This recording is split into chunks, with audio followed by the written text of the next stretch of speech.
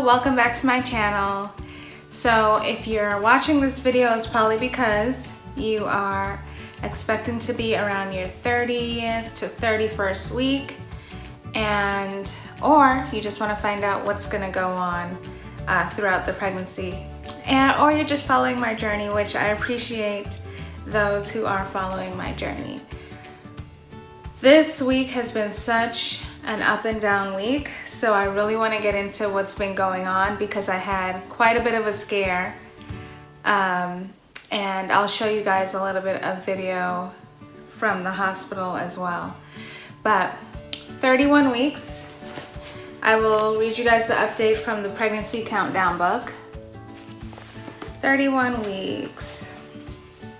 What's happening with your baby? At week 31, your baby weighs about 3 pounds, 5 ounces, and measures approximately 18 inches from head to toe, which is 46 centimeters.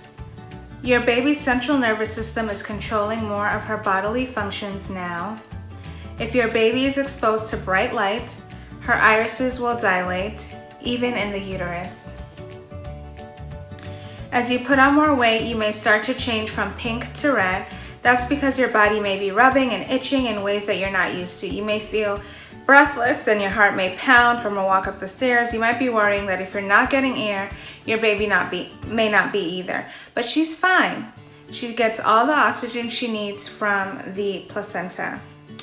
Okay, so here's a little extra information.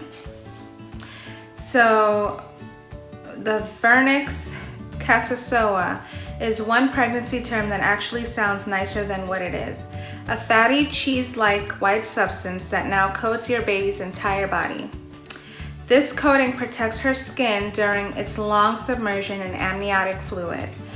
This slick coating will also help her journey down the birth canal, so hopefully she has lots of it. She may be born with it on her skin, which illustrates yet another of the profound differences between TV newborns and real ones. So that is our 31-week update. Do I have any of this going on?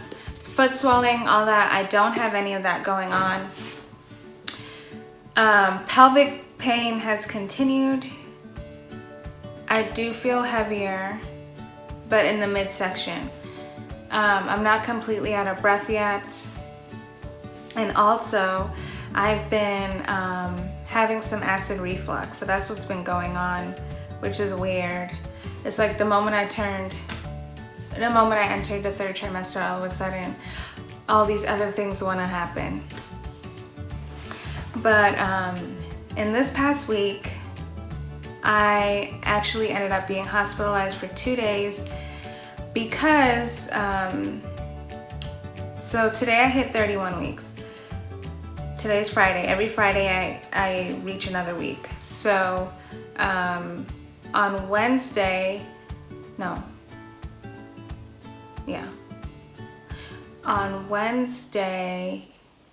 Tuesday, I started getting a lot of pain in my stomach, and it literally felt like a bowling ball, just like I'm standing up and a bowling ball is just dropping down. So, and normally I felt that pain before, but not consistently. Like it stayed like that throughout the whole time.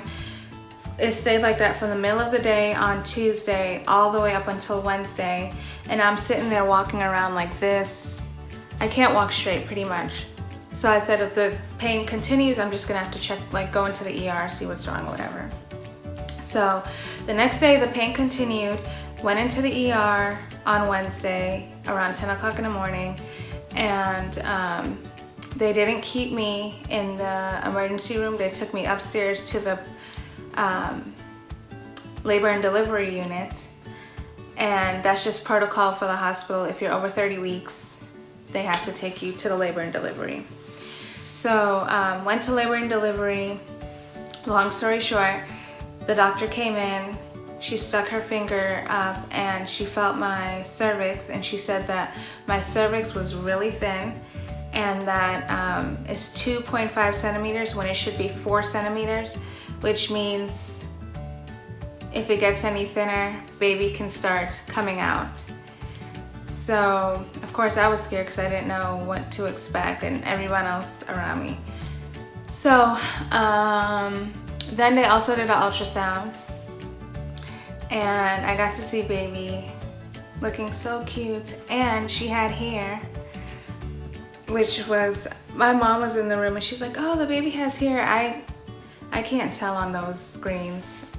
And then the ultrasound tech was like, yeah, it has hair, how'd you know? I'm like, I guess 4 kids later she knows what hair looks like on ultrasound. But yeah, so then they hooked me up to an IV around 2 o'clock or 2:30. They gave me a steroid shot, and they said that just in case baby does decide to come, because the head, when she stuck her finger up, she literally could feel her head. So all that was scary to me, because I'm like, well, is the baby gonna be okay if it comes out early? And I know I heard my husband was a preemie, and he was about 3 pounds when he was born, and he turned out fine. And I heard about babies turning out fine, but still you wanna let it bake in the oven for a little bit more. So just to make sure, because you know things could happen with preemies. So let's see. So they gave me the steroid shot. The shot was so that just in case baby does come, it helps their lungs develop better. And then they said that I would have to take another shot 24 hours. So then that's when I was like, okay, what does that mean? Does that mean I'm staying, or does that mean I'm going? And then they said that means I'm staying because I am dehydrated. I am having all this pain, and my cervix is thinning. So they want to keep an eye on me to make sure nothing happens. So they put the monitor on me. They put 2 monitors on me, one for baby's heartbeat and then another one for looking for contractions. So that first night, they saw contractions, but it wasn't like, 5, 6, 7, 8 contractions in 1 hour. They saw contractions, but it wasn't that bad.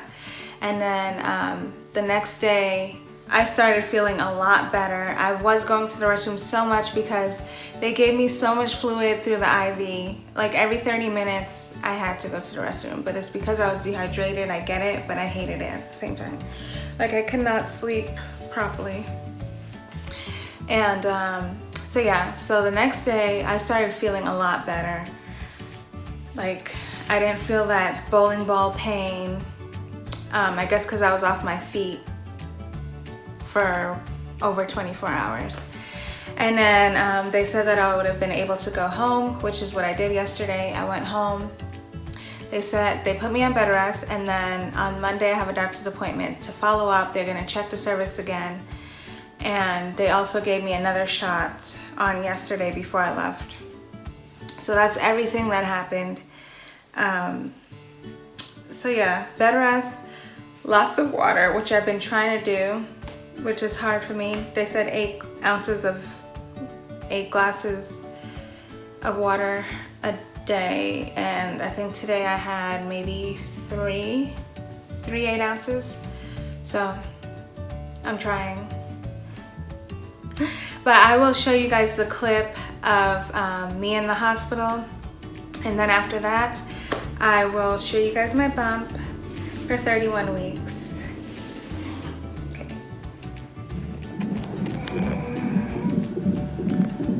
There's your heartbeat.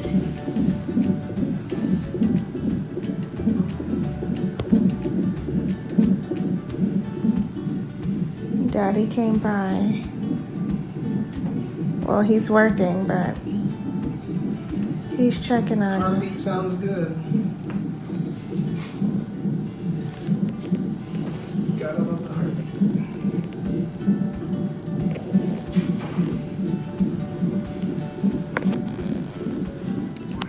So I got admitted to the hospital. Long story short, they're saying that my cervix is measuring 2.5 centimeters, which is very thin, which means they need to monitor it or else baby can come, and I'm only 30 weeks and 5 days, so yeah, they have me staying overnight, and they gave me a steroid shot just in case the baby does come, to make sure that the lungs of the baby is okay. So I'm now waiting on my husband. He went to go get some stuff to bring here at the hospital for us to stay overnight. So this is where I am right now. I've been here since 10 o'clock this morning. Did not expect to stay. So I'm finally getting discharged today. Got dressed. There's my room. A little bit messy, but I just got ordered bed rest and follow-up doctor appointment on Monday, and they said my cervix is thinner, but it's not dilated, so that's good. And I got 2 steroid shots just in case she does decide to come within the next 3-4 weeks, because I'm about to be 31 weeks tomorrow. Today's Thursday. I'm about to be 31 weeks, and they said normally they're okay with me having the baby by 34 weeks. So, but if she does decide to come before then, they gave me steroid shots, which was a pain. And then, yeah, so they're gonna recheck my cervix on Monday, and that's pretty much it. I'm just waiting on a doctor, and then I'll be discharged. And you know how these things goes. It takes like hours just to get out of here, so. Yeah. So here's my bump. Oh my goodness. Oh my goodness. It looks like a big pumpkin now, doesn't it? As opposed to the other weeks. And she is right down here. I could feel her head. Around 20, I told y'all in the last video that she was breached. Well, she turned around now. Her head is facing down, and she is trying to come out, but we are not ready for that yet. So here's my bump.